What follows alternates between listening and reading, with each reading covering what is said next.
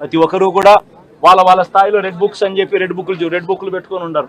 చంద్రబాబు నాయుడు స్థాయిలో చంద్రబాబు నాయుడు ఒక red book, Lokesh స్థాయిలో లోకేష్ ఒక రెడ్ బుక్, ఎమ్మెల్యే స్థాయిలో ఎమ్మెల్యే ఒక రెడ్ బుక్, మండల స్థాయిలో మండల నాయకుడు ఒక రెడ్ బుక్, గ్రామ స్థాయిలో గ్రామంలో ఇంకో రెడ్ బుక్, గ్రామ స్థాయిలో ఇంకో నాయకుడు గ్రామ స్థాయిలో ఇంకో రెడ్ బుక్. రెడ్ బుక్లలో పెట్టుకొని ఏం చేస్తూ ఉన్నారు? అతి దారుణంగా అన్యాయంగా ఆస్తులు ధ్వంసం చేస్తూ ఉన్నారు. రాష్ట్రం మొత్తం దాన్ని చూస్తూ ఉంది, కానీ ఎవడు మాట్లాడడం లేదు. దొంగ కేసులు పెడతా ఉన్నారు, పోలీసులు ప్రేక్షక పాత్ర పోషిస్తూ ఉన్నారు. దొంగ కేసులు పెడతా ఉన్నారు, వాళ్ళే కొడతారు, మన ఇటువైపున కేసులు పెడతా ఉన్నారు. రాష్ట్రం మొత్తం ఇది చూస్తూ ఉంది. చీని చెట్లు నరికేస్తూ ఉన్నారు, ఆస్తులు ధ్వంసం చేస్తూ ఉన్నారు, కనిపిస్తూ ఉంది. ఎమ్మెల్యేలు ఏకంగా జేసీబీల మీద పొక్లేన్ల మీద ఎమ్మెల్యేలు స్వయంగా తీసేసి ఏకంగా పోయి బిల్డింగులు పగలగొట్టే కార్యక్రమాలు చేస్తూ ఉన్నారు. ఇంతటి దారుణంగా నిజంగా చేస్తూ ఉన్నారు అని అంటే ఎల్లకాలం ప్రభుత్వం మీది కాదు, ఎల్లకాలం రోజులు మీయే ఉండవు చంద్రబాబు, అది గుర్తుపెట్టుకో. మీ పాపాలు పండుతూ ఉన్నాయి వేగంగా. ప్రజలు దీన్ని క్షమించని పరిస్థితుల్లోకి వస్తారు. ఖచ్చితంగా మీకు బుద్ధి చెప్పే పరిస్థితులు రోజులు కూడా ఉంటాయి. చేతనైతే మంచి చేయండి, మంచి చేసి ప్రజల మనసులు గెలుచుకుని ఓట్లు ప్రజల మనసుల్లో స్థిరస్థాయిగా నిలబడే కార్యక్రమం చేయండి. కానీ తప్పుడు రాజకీయాలు ఈ మాదిరిగా నువ్వు ఒక్కరివే చేస్తావు అనుకుంటా ఉన్నావు.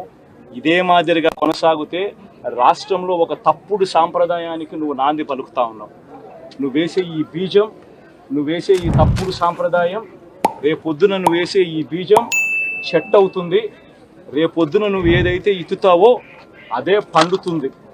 రేపొద్దున మళ్ళీ మీ గ్రామాలలో మీ కార్యకర్తలకు ఇదే పరిస్థితిని ఇదే మాదిరిగానే మళ్ళీ జరిగే కార్యక్రమాలు కూడా జరుగుతాయి. అటువంటి తప్పుడు సాంప్రదాయాలు దయచేసి ఇప్పటికన్నా ఆపండి. నాయకులుగా ఉన్న మనలాంటి వాళ్ళం ఇలాంటివి ప్రోత్సహించకూడదు. ఇలాంటివి ఎవరు తప్పు చేసినా తప్పు అని చెప్పే కార్యక్రమం నాయకులుగా మనం చెయ్యాలి. కానీ దగ్గరుండి ఈ మాదిరిగా ప్రోత్సహించడం అతి దుర్మార్గమైన కార్యక్రమం. దయచేసి దీనికి ఫుల్ స్టాప్ పెట్టే కార్యక్రమం ఖచ్చితంగా చెయ్యండి చంద్రబాబు అని చెప్పి సందర్భంగా మరొక్కసారి చంద్రబాబును ఈసారి హెచ్చరిస్తున్నామని కూడా చెప్తా ఉన్నాం. ఈసారి కోరడం లేదు, హెచ్చరిస్తున్నామని కూడా చెప్తా ఉన్నాం. రెడ్ బుక్ కక్ష సాధింపు చర్య కాదు, దయచేసి మీరు అది అర్థం చేసుకోండి.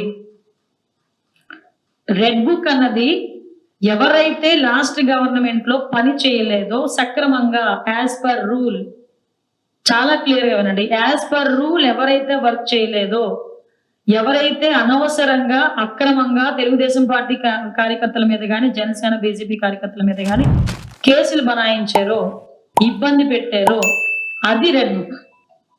కక్ష సాధింపు అన్నది మేము మొదలు పెట్టాలంటే డే ఫస్ట్ నుంచి స్టార్ట్ చేయాలి. మా అవసరం ఉండదు, కార్యకర్తలు బయటకు వచ్చేస్తారు. కానీ ఒక్కటి ఏంటంటే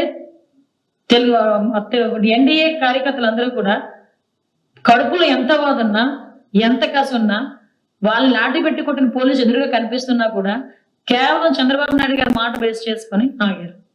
వాళ్ళు ఏదో చేస్తారని నేను చెప్పట్లే, కానీ నాయకుడి మాటకి ఆ వాల్యూ ఇచ్చారు. చంద్రబాబు నాయుడు గారు కూడా ఈ రోజు ఏంటంటే రాష్ట్రం అప్పుల పాలైపోయింది. నిన్న మీరు నమ్ముతారా, సిపి ఆఫీస్ తాకట్లో ఉందండి వైజాగ్ లో. నిజం, వైజాగ్ సిపి ఆఫీస్ తాకట్లో ఉంది.